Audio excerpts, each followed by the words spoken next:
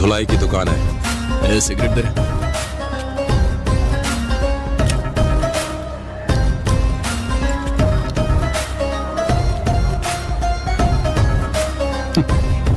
वो क्या है ना, मच्छर अगर सोते हुए आदमी को काट ले तो वो हीरो नहीं बन जाता।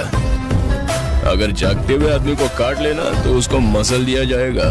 उस दिन का इंतजार रहेगा।